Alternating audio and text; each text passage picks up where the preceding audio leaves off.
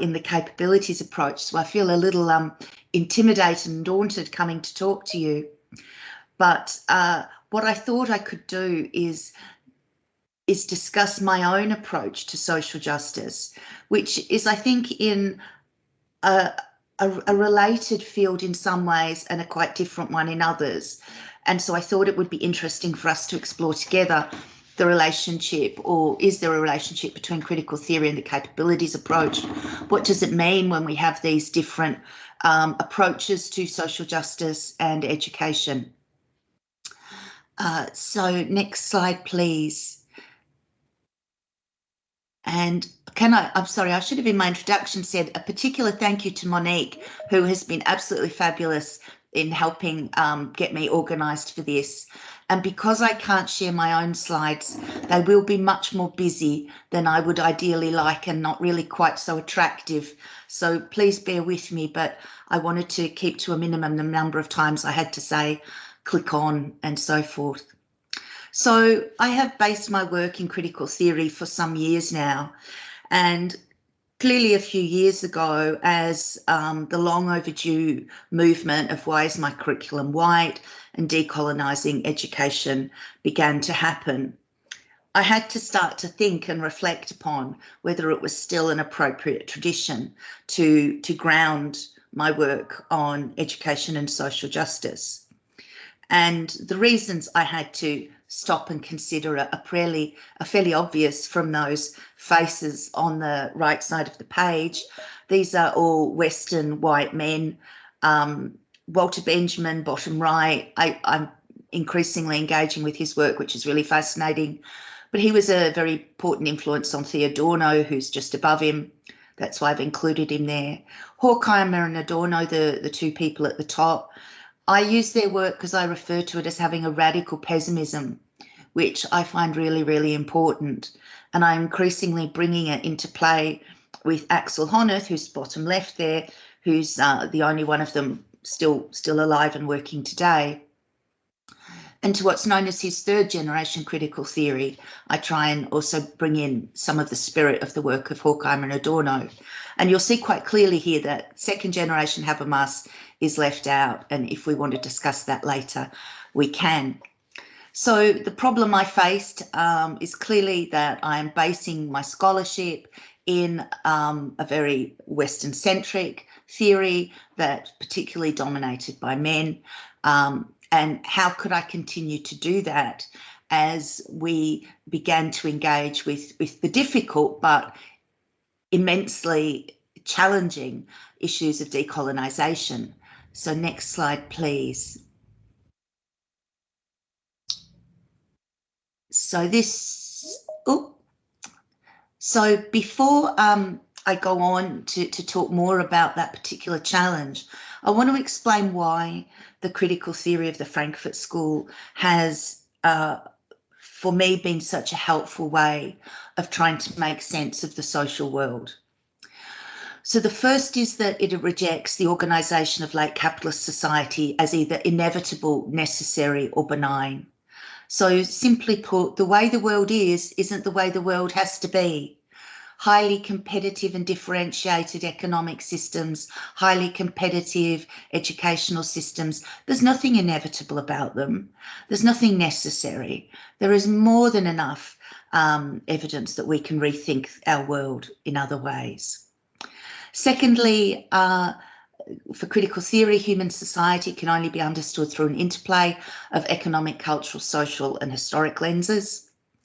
Thirdly, the individual and social well-being are dialectically interrelated, so one does not exist without the other. One only achieves one's individual well-being through one's sense of contribution to the well-being of others. Fourthly, critical theory rejects both absolutist and relative epistemologies, so we can know what is just, but such knowledge is complex and provisional. And finally, there's a focus on hidden distortions and pathologies that prevent people living just and fulfilling lives. And most importantly, these can sometimes be hidden in plain sight, that the taken for granted aspects of cultural or social organisation can actually be immensely harmful. Next slide, please. So as decolonisation became more and more a part of the life of those of us in Western or global North universities, I started to think about what response I should make as someone who has grounded my work in critical theory.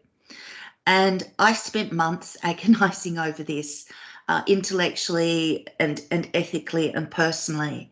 And I just kept finding myself in this trap, believing that engagement was necessary, but appropriation was such a real and present danger. And as I read more and more Indigenous scholars' work, I found some were a little bit more calm, if you think, if for want of a better word, about the importance of the interaction, and others were incredibly sensitive for very good reasons. They had been harmed by appropriation, you know, often and regularly, and often by very well-meaning scholars from the global North. So I got myself in a complete pickle about how to escape this sense of how to have engagement without appropriation. And it was only when I read something from the ever-wise Denson and Lincoln that I found myself a way out. And they refer to the idea of being able to be fellow travellers. So there's no pretense that we're the same. There's no pretense to commensurability in the words of Tuck and Yang, but there is a sense that there is a common road that we're following. And I really like this idea because one of my favourite books is We Make the Road by Walking, which is a fantastic conversation between Miles Horton and Paulo Freire. And so this idea that we're fellow travellers and we're walking this road, and as we walk it, we're shaping a more just future, spoke to me. And then enabled me to see that what I needed to do in this article, I sort of felt very compelled to write. It was quite a personal and difficult thing to write, was that I clearly could not speak on behalf of Indigenous scholars, but I could, as best I could, refer to their work, but that my mission was simply to talk about how critical theory had to react to a decolonial age. So next slide, please. So again, apologies for this being so busy, but let me talk you through it. So the very first step I came to realise, and this took such a long time, was to just openly acknowledge the flaws in critical theory, and just to make no apologies for them, no explanation really. So the clear flaw is there because let's start with the Marxist origins of Frankfurt School critical theory, which is as much about the conditions of capitalism as about a radical future. And yet somehow, how do you talk about capitalism without talking about colonialism? And how do you talk about colonialism without talking about race? And many of you will be better versed in these issues than me. But when it struck me what an absence this was in critical theory, it was really, really quite a moment for me. And so what I came to see is the problem that Horkheimer and Adorno were writing about how on earth did Nazi Germany happen? How did the Holocaust happen? Adorno's work particularly is full of references to Auschwitz. And so they explained it because they saw it as a phenomenon that had never happened before. So they saw it as something that had emerged out of the Enlightenment, the need to dominate nature, which led to the domination of human beings and the ascent of this sort of instrumental rationality.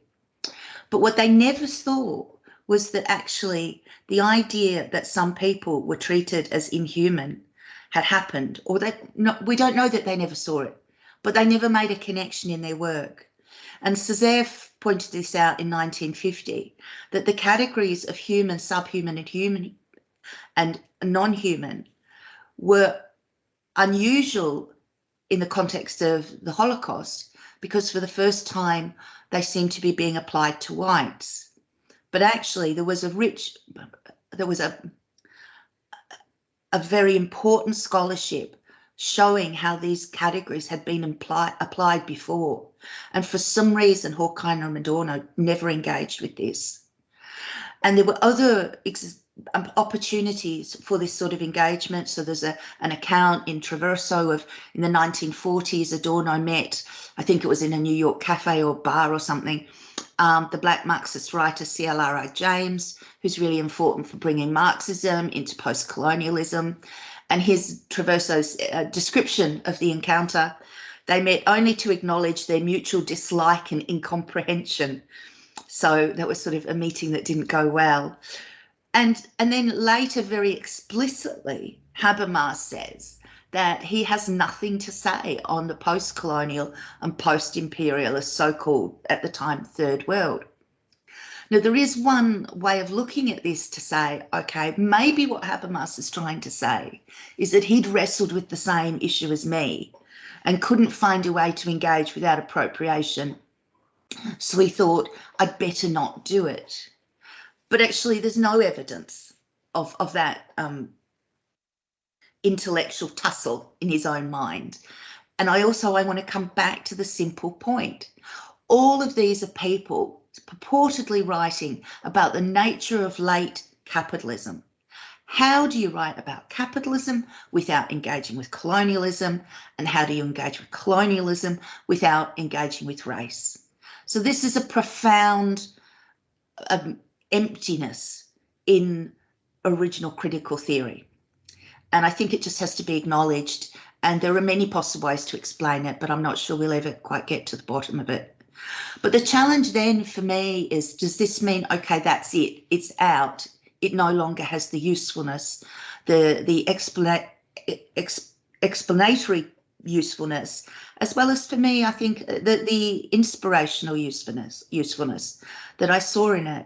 And I'm not sure that needs to be the case, because I don't believe that we take a tradition of thought and preserve it in aspect and have to just accept it on its own terms. So I think there's room for a new generation of critical theory that acknowledges these flaws and does look forward in a different way. So next slide, please. And so what I suggest in this article is that, is it possible for critical theory and Indigenous scholars to be fellow travellers? And obviously my question for you today is, do you think that would also include people who use the capabilities approach? Are we fellow travellers on a common mission towards a more just society? And what I propose is that there are 5 planes on which critical theory and Indigenous scholarship and philosophy are fellow travellers. So places we can meet without claiming to be commensurate and without appropriation. And it may be just walking side by side. It may be something more. So the first one is a commitment to change based in the past. So all of us, I believe, would be familiar with how within Indigenous philosophies, there's a very strong sense of being anchored in the past and respect for that past. It's a very different thing in critical theory, but it is still there very much in that the present is firmly shaped by the past, and without an understanding of the past, we cannot understand our present and we cannot move to a better future. The challenge of the West Enlightenment, clearly reading a lot of Indigenous philosophies, they're very critical of the epistemological assumptions of the Western Enlightenment, of the need to add everything up and scientific method and tie it all down and have neat categories and all the rest of it. But while Horkheimer and Adorno are clearly a product of the Western Enlightenment, and that may go some way to explain the vast gap in their thinking I've just talked about, they are also, from a Western perspective, it's fiercest critics. And, you know, what we have here in the dialectic of enlightenment is this profound, visceral unpacking of the harm of the Western Enlightenment. So I think that's another common plane. Both, I believe, understand the importance of hidden forms of power and oppression. One might argue that critical theory does this, in a sense, intellectualizes it. And obviously for Indigenous communities, this is something they still experience, and that the greatest, well, not the greatest, but equally harmful can be the forms of power and oppression that are not easily recognised and noticed. I think both, and this connects to the second point, both exist on a plane of epistemic mess and difficulty. And I use mess as a very positive term, one of my favourite terms. You know, this is about being able to understand the human world without tidying it up.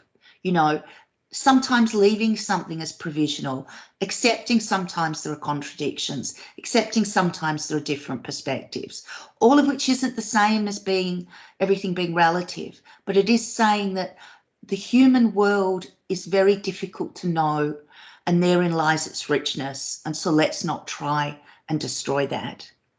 And then finally, the interconnection between individual and social well-being, which I think is a very recognised part of Indigenous philosophies, but actually it's the one core idea that does go through all the generations of critical theory, despite all their massive infighting and differences, is this paradox of autonomy and cooperation, that we only achieve our individual autonomy through being part of a group. And I love that sense of paradox. And for me, that's one of the really rich things that I take from critical theory that I'm able to use in my work. So next slide, please.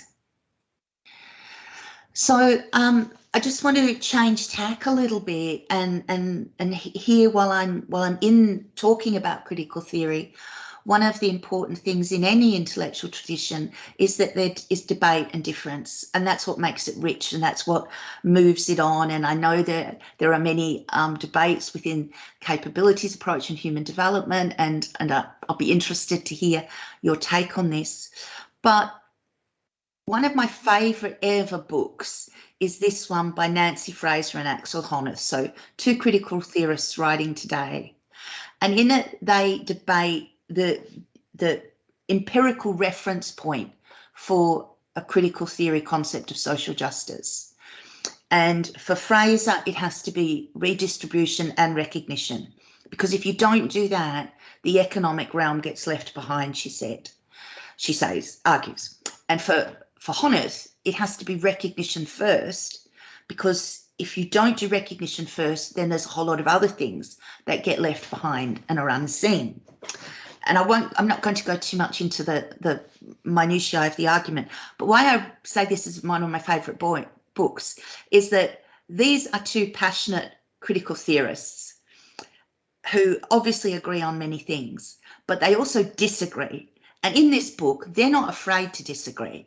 They're not afraid. She'll make an argument. He'll come back with a counter argument. She'll come back with her counter argument to his counter argument. And so it goes on. And it's robust and it's open and transparent and it's passionate, but it's also respectful and courteous. And I just love it as an example of what academic debate should be, that it's okay to disagree and to disagree with passion, and yet we can still do it in a respectful way. So that's why I love the book so much. But it's obviously, I love the discussion in the book. And what I did also last year in the second article I'll mention is I wanted to rethink the idea of an inclusive university and to move away, certainly in the UK and Australia, the concept of inclusion is usually meant to mean, do we have what proportion of certain people in certain categories, and what sort of marks do they get in higher education compared to other people, perhaps in the categories of people we expect to see. So it's all about categories of people and counting them up. And that's important. Clearly that is these metrics have a clear social justice function. But at the same time, for me, no one is genuinely included in the university unless they are able to fulfill their own potential and to flourish and to learn in rich ways and become the social person they want to be. And that this shouldn't just extend to students, it's professional services staff, It's everyone in the university. That's what being inclusive means, that the whole person is welcome and the whole person is able to flourish. So in this article, I use the debate between Fraser and Honneth as a way of highlighting what I think are the important issues. And as I've said, one of the really important things is not to feel you have to compromise. And I know we're taught that compromise is good and it's linked to toleration, but sometimes it's not. Sometimes it's linked to just not caring enough to fight.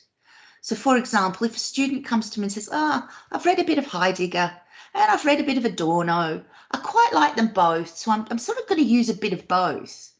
Now, that's not a compromise. That's one, a fundamental misunderstanding of one or both thinkers.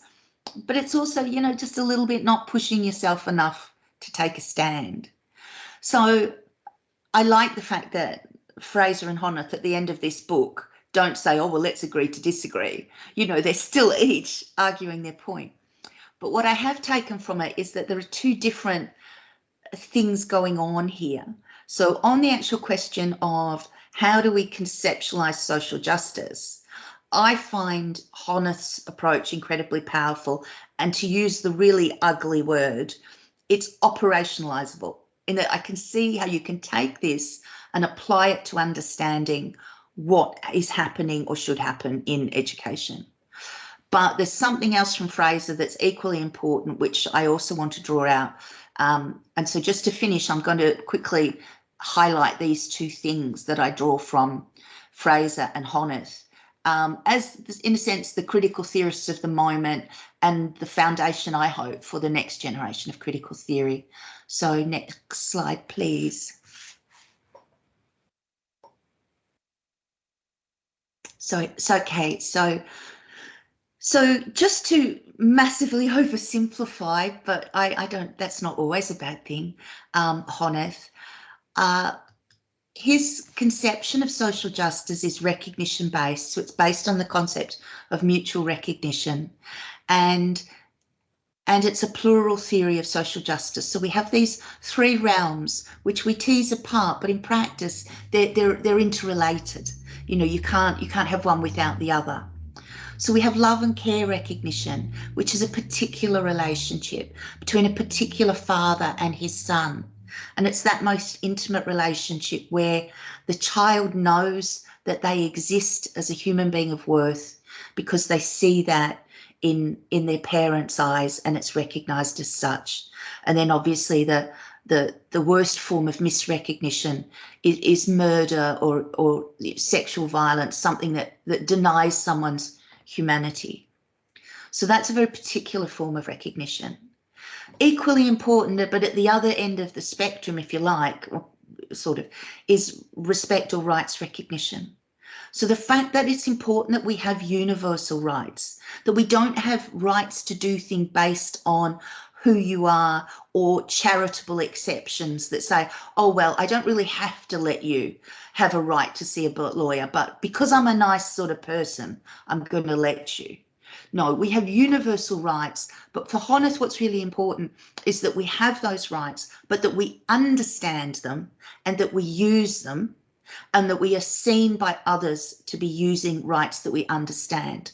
And that then is the basis for civic membership and respect or rights recognition. So that's universal. The third one is individual.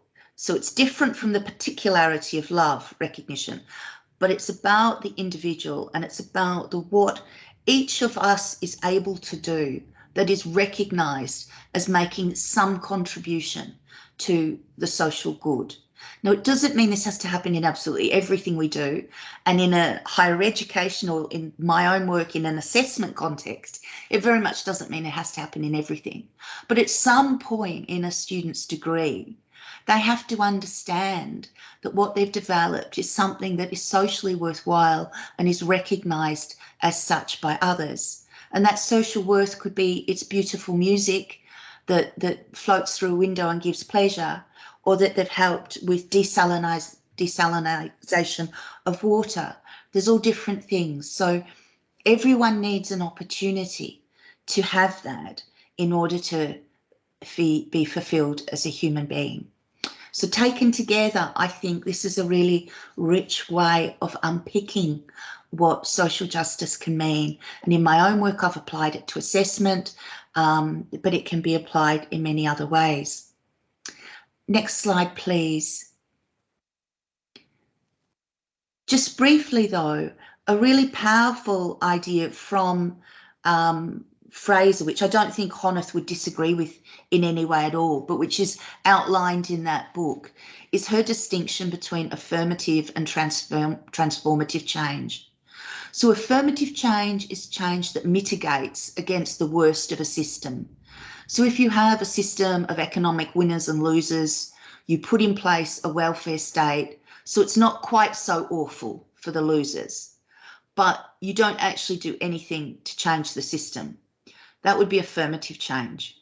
Whereas transformative change, and this was sort of the best image I could find on the web for it, transformative change is when you think, but what are the foundations causing this suffering? And let's address the foundations and the cause and not just mitigate against it. And I think that's, again, a very simple but clear and usable way of understanding change, and understanding that far too often, particularly in education, things that might look innovative or progressive, they're often affirmative changes. There's nothing really happening to change the fundamental issues of a highly competitive economic society and a highly competitive educational system. So last slide, please, to finish.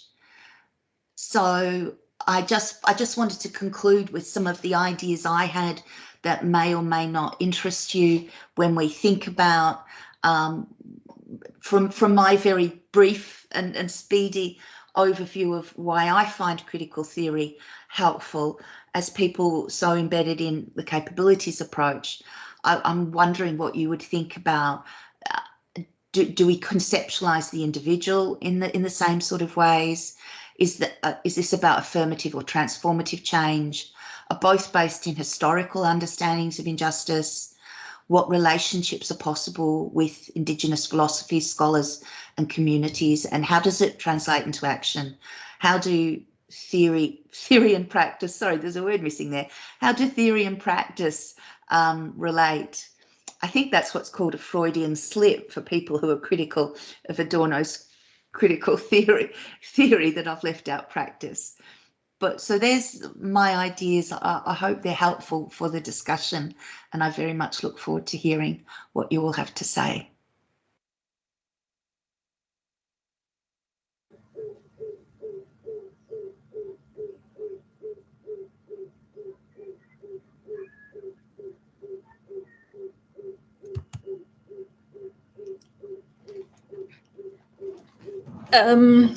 Thank you very much. I would start by thanking Professor McArthur for such a rich presentation.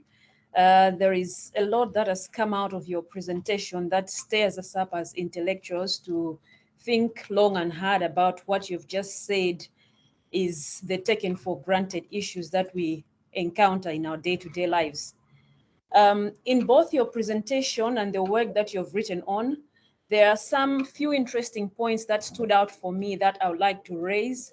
Alongside them, and in the light of the presentation you made, I would like to bring up probably a couple of questions. I'll try to not to make it long because I believe the audience likewise have some comments and questions to ask. So I'll make it quite brief. But then I'll start by highlighting the interesting points that I found while reading your article, as well as through the presentation that you've just made. And one of the things that stood out for me was the question on how capitalism cannot be engaged with in the absence of colonialism and the issues of race, and the issue of how colonialism and third world as part of a big part of Western capitalism with race and the issues of race related to it. I found that really quite interesting because, again, it's probably one of those things that we take for granted. We just look at them in isolation, but there is a way in which they speak to each other, which I found quite interesting. And the other thing that I also found interesting was the discussion that you had about the perceptions of the indigenous scholars and the Western scholars on the issue of what happened in Germany, the Holocaust and everything else, and how the role that the experiences, one's experience plays in the way we look at life and the way we interpret social happenings. That's something that quite interested me. And lastly, I think is also the thing that you've just presented during the last slides on the perspective of inclusiveness in higher education, and how no one in higher education can fully claim to be included because there are all these issues that are involved when we speak about inclusion. And with regards to the questions that I have, the first question that I have personally, like for you, is while you were writing this article on critical theory and the decolonial age, my question to you is, how were you able as a Western scholar to draw a line between engagement and appropriation? Because I think there's an interesting discussion that you've put in there about how the two speak to each other. So I just want to find out what your experience was writing from a Western point of view and engaging with these issues.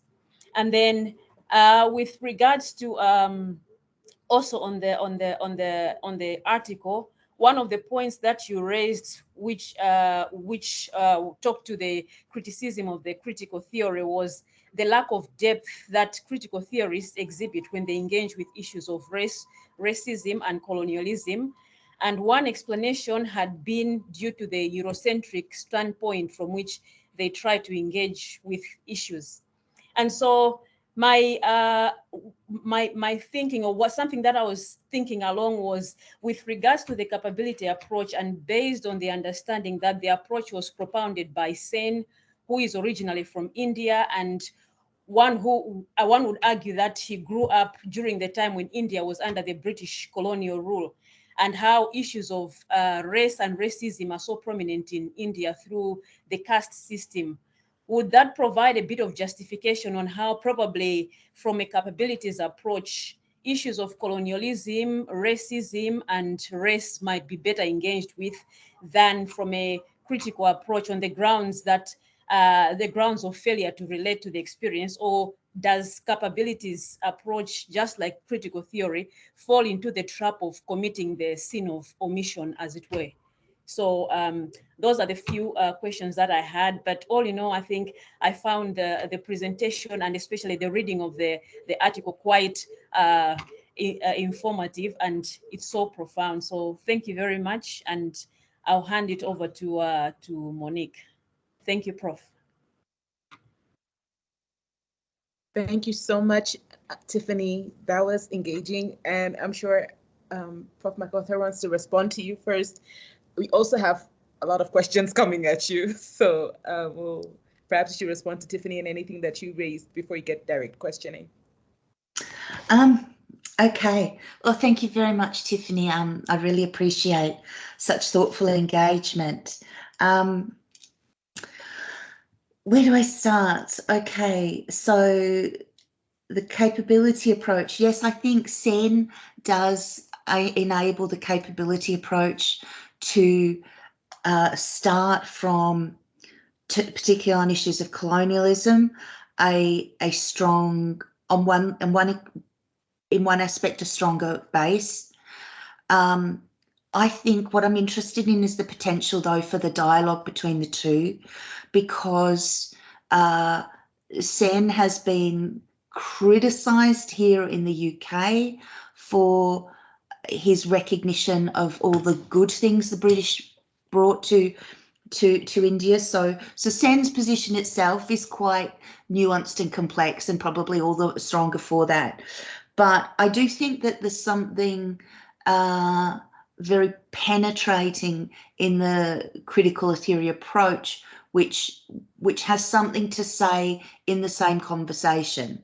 But you're right, it definitely has suffered from being very Eurocentric.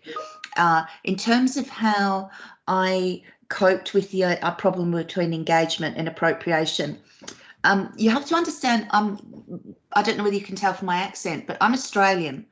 So my formative years in high school were just at the time we were beginning to understand Indigenous culture in Australia and understand how false, you know, the narrative we'd been given for so long. And it was also a time when Australians were trying to free themselves of the bounds of Britain. So on the one hand, I'm a white Australian, so I'm a colonizer. On the other hand, I grew up viewing Britain as the colonizer of our culture, which may seem, I don't know whether you can relate to that or not.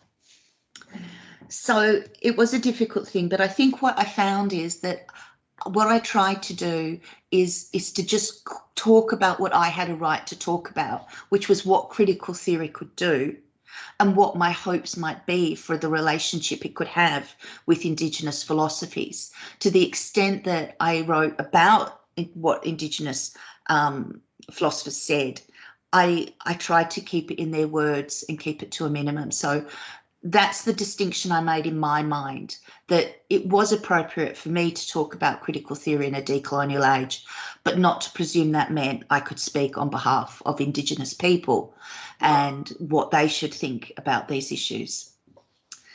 I'm just looking at my list of the things, and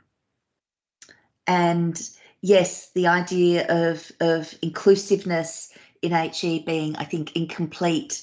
I think that's a really good point, Tiffany. So perhaps I see there's a lot in the questions. Will we move to that? I hope I've engaged with your points, Tiffany. Yes, you have, Prof. Thank you very much. Okay, moving on, we have questions. Carmen raised her hand first, so I'll give her the floor now. Carmen, if you can pose your question. Prof. Walker also has questions that she has written out in the meeting chat.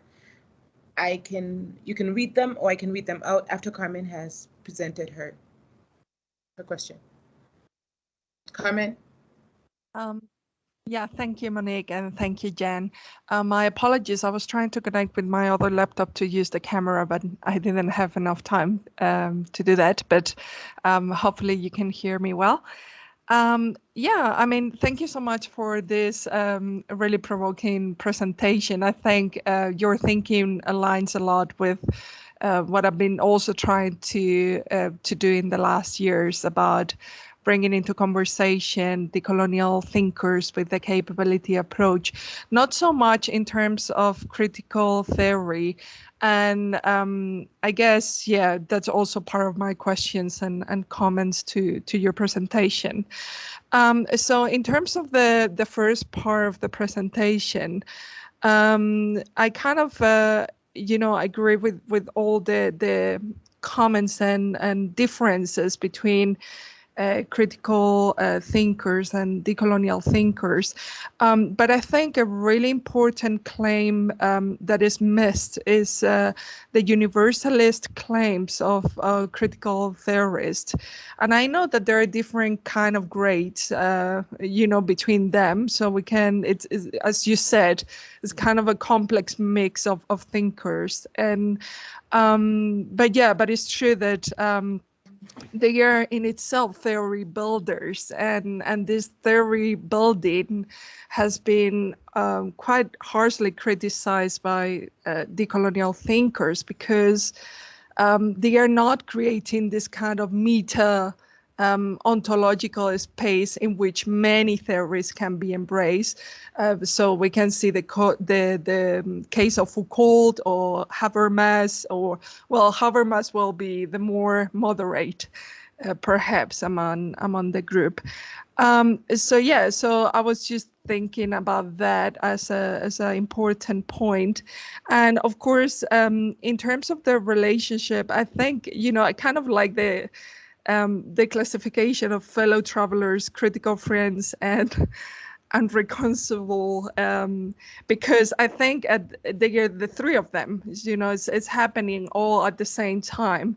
And there is like kind of this mix because what we see is that their epistemic system form against different kind of oppressions, building their kind of assumptions from a really particular geopolitical space from where they stand.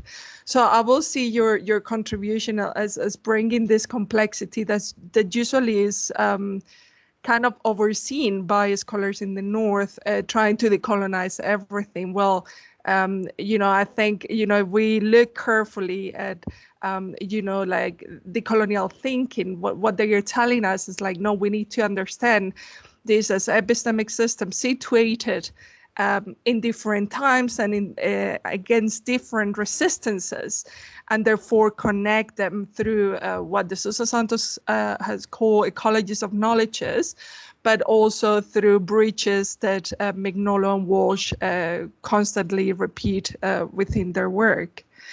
And then in terms of my last comment, in terms of social justice, I kind of understand Honeth's perspective, and but I was thinking, like, probably it will clash a lot with a lot of ideas from decolonial thinkers in terms of this kind of human rights approach that has been harshly as well criticized by decolonial thinkers as imposing this kind of legal framework, and they are called universal human rights, right? So, but also I will say, that we will also need to be careful on the individualism that is underneath Honeth assumptions about being in the world and so on. So of course, again, I think my point is that I kind of like these three categories because it's happening all at the same time. And I think, it's perhaps our task, for the future academics to really see all these incongruences and to build those bridges that de Sousa Santos talk through ecologies of knowledges. But thank you so much. Thank you. So there's lots of ideas there. Let me start with that end point about the three at the same time. I really like that, and I'm really glad that that's how you interpreted what I'd said. And I think that gets to what I was saying about us being prepared to accept mess. That there isn't. I pose that as a question. But of course, the answer is that there is no answer to that. It's about a moving territory, that there will be moments of being one thing and moments of another, and there may even be contradictions, and that we can cope with those. And I think that's the really important thing. And so getting back to the problem of universalism, I agree. That's why I don't go near Habermas's work anymore.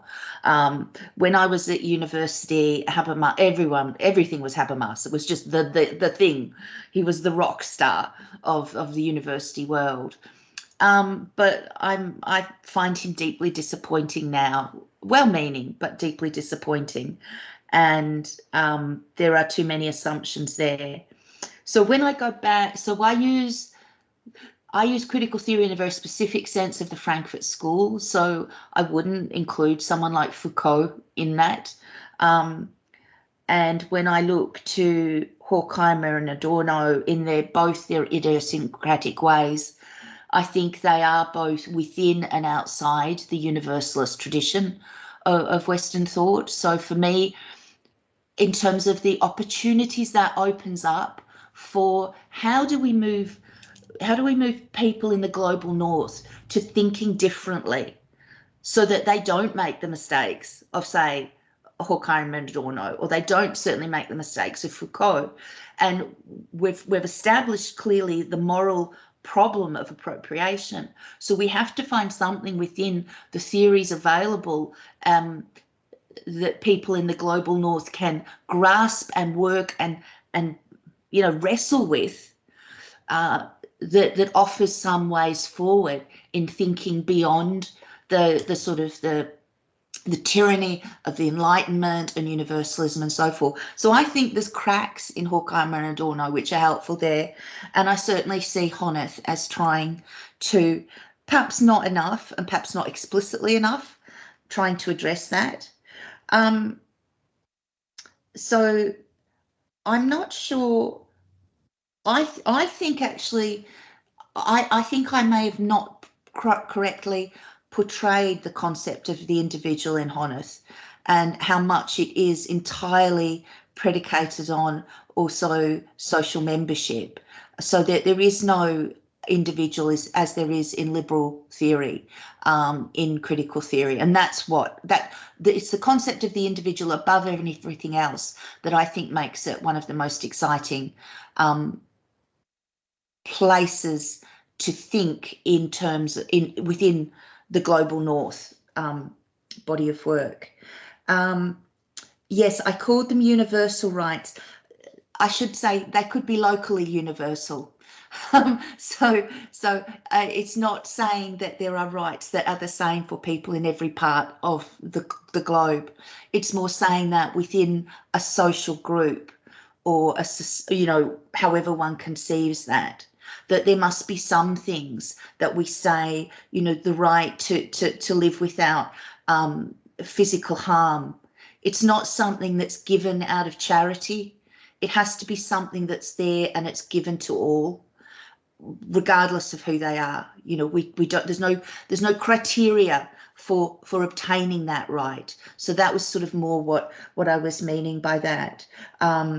But I can see that it came across as perhaps more legalistic than I meant. So I'm going to take that away. So thank you very much. But I particularly like coming back to your idea. It's the three things together: the fellow traveller, the critical friend, the incommensurate, sometimes saying, look, we disagree, and that's okay. And I like that as a way of approaching. Okay, next questions are coming from Prof. Walker. She wrote them in the meeting chat. I'll just read them aloud in case anyone can't read them.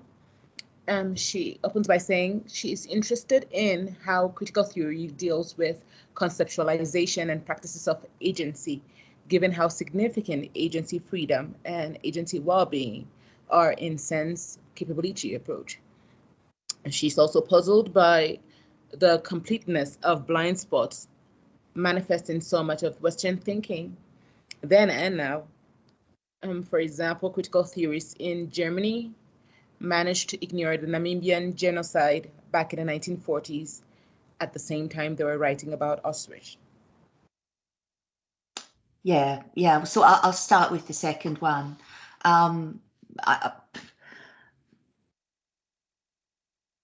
There's two possible explanations. It's not. I can't really explain why they did or didn't, but other than to recognise that you're right, that there's an inconsistency here, which is deeply troubling.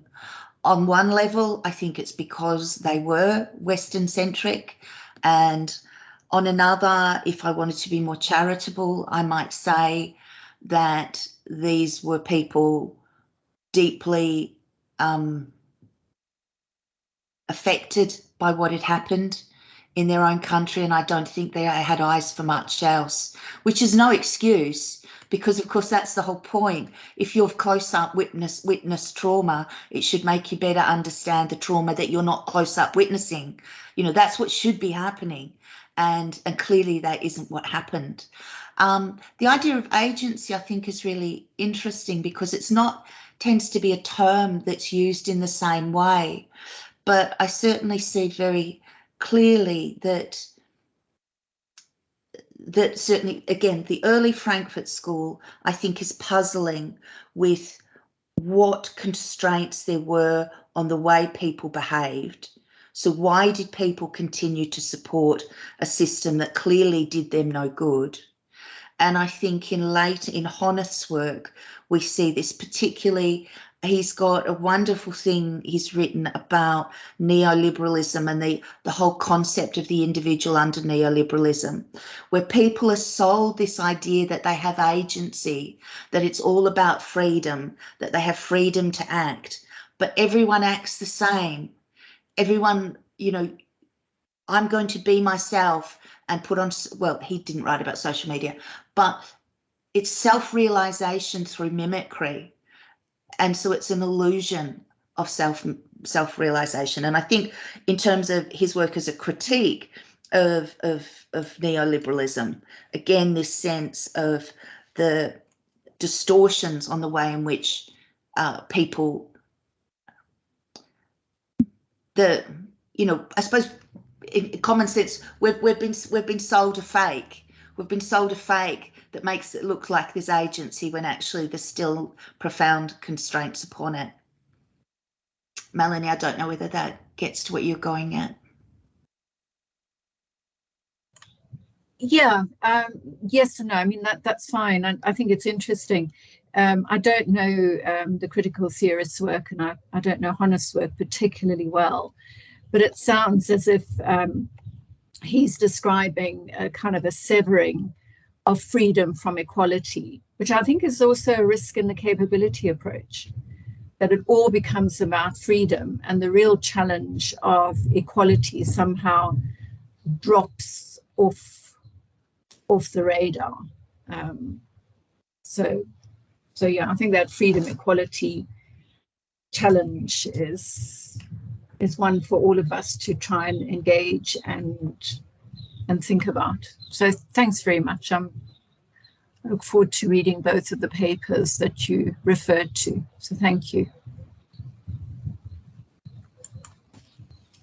Okay. I have a last, I wouldn't actually say question, more like a comment. And then we have about 5 minutes left. So in case anybody else has anything, they should probably speak up now. So what I wanted to say is, thank you. Your presentation was very engaging, and it reminded me of the disagreements between feminist schools of thought themselves. Especially the line where you put, how do you speak of capitalism when you haven't spoken about colonialism, and how do you speak of that if you haven't spoken about race?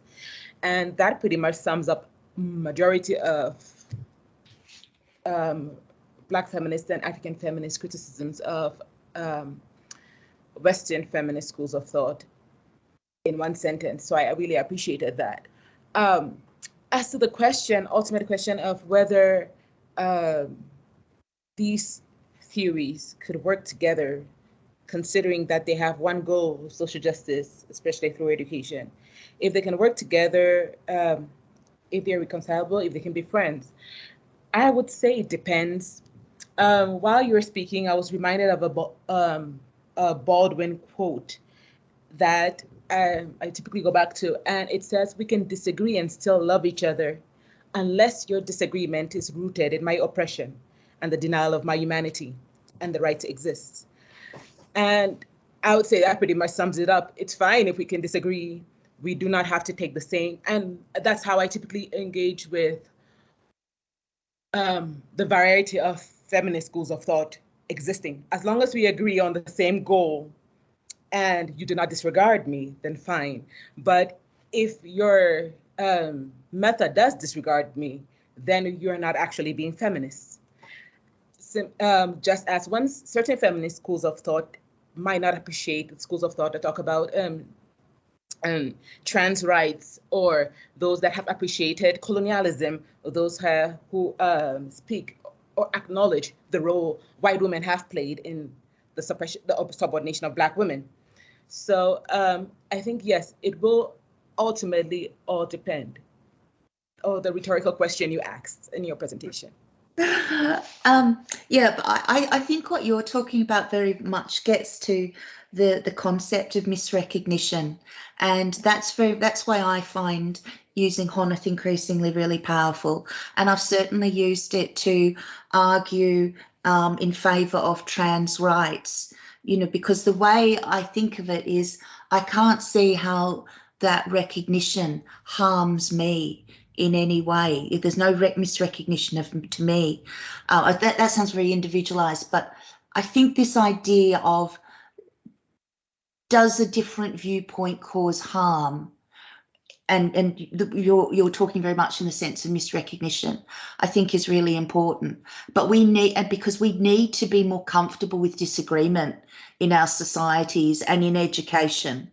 There's too much, thing about this. There's a problem if somebody changes their mind in public life. Maybe that's a fabulous thing that's just happened. And I'm just briefly, if I may, I see the question about affirmative or transformative change.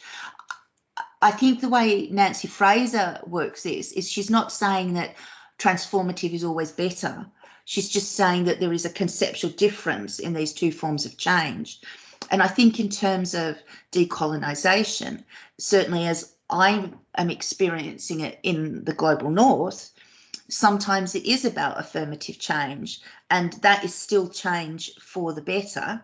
Not everything we don't need to pull apart everything, though there's a jolly good lot of stuff we do need to give pretty careful attention to. But I think you can also see these as perhaps working at different times and for different ends. And sometimes, this is where I find Sen really great. If you know something's unjust, you don't wait till you can think it all out. You just stop. We just stopped slavery because that was just wrong. You didn't have to think it all through.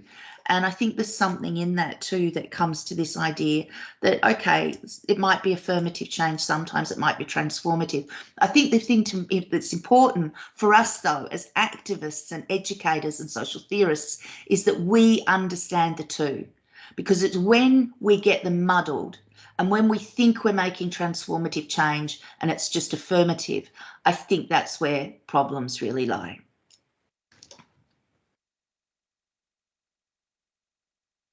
Thank you so much for reading Timmy's question and responding so quickly. Thank you. This has been a very, very engaging talk, and we obviously appreciate it. Prof. Walker is clapping. Thank you again for making time to be here despite everything, and thank you everyone for engaging her. See you next time. Thank you very much for having me. Nice to meet you all. Thanks, Okay, Jan. bye. Looking forward to reading your two papers.